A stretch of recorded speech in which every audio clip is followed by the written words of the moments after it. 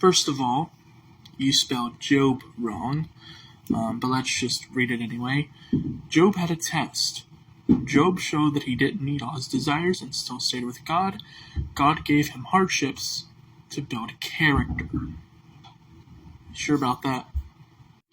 Let's take into consideration that God is apparently all-knowing. So why did he need a test? Why did God need to see what Job would do if he already knows what's going to happen before it happens? There can only be one answer, but there's two possibilities. One, he isn't all-powerful or all-knowing. Or two, God just wants to ruin people's lives for the fun of it. There's no other reason. Now, you probably were taught this story through the lens of God knowing Job wouldn't fail, and so he knew that he wouldn't fail, and so he let the devil do whatever he wanted to do to Job, because God apparently knew. But the thing is, that's never said. God sees Satan during a meeting in heaven, which, why is that happening? And he says, "What are you doing?" And the devil basically implies that he's been traveling to and fro around the world, seeking to destroy. And God says, "Yeah, have you seen Job, my servant?" And he's like, "Yeah, but you have a boundary over him to where I can't get to him." And God said, "Oh, I'll take it away. Only one condition, you can't kill him. But yeah, everything else, you have full control." And then the devil just does it. That's how the story goes.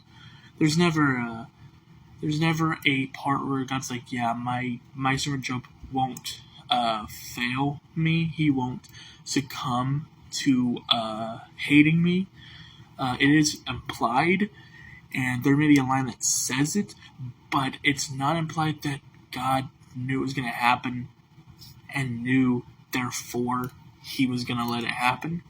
He was willing to let Job lose everything just so he could see the devil mess up this guy's life and replace everything Job lost with something new.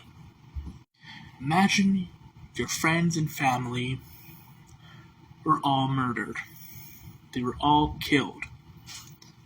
You would be sad that your friends and family, at least I would hope you'd be sad, angry, because that's something a normal human would do. And then God just says, "Here, don't be sad. Here's your new family and friends." And they're nothing like that your old family and friends are. I mean, sure, you can have a bond with them, but the memories you made with your original friends and family, yeah, that's all gone. So, would you be upset?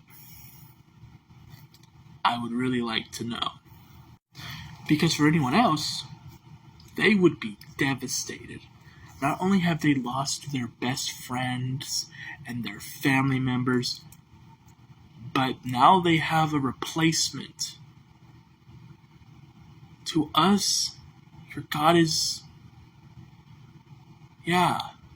He is willing to replace us.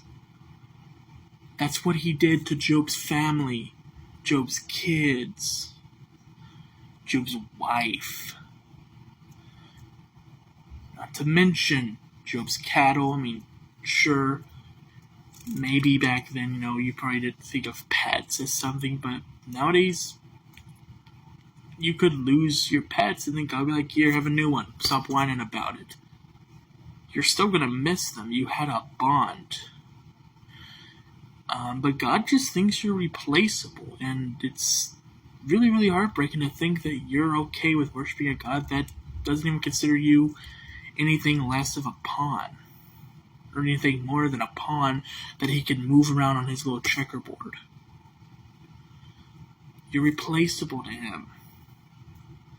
And it shows right there in the story of Job that he was willing to replace that man's entire family with new ones.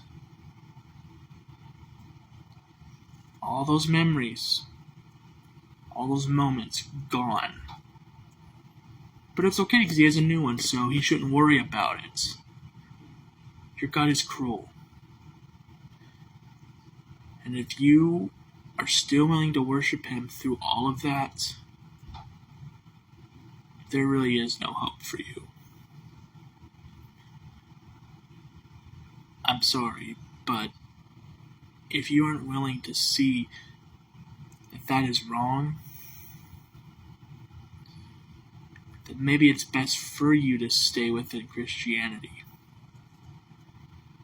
Because you would most likely not do well without it.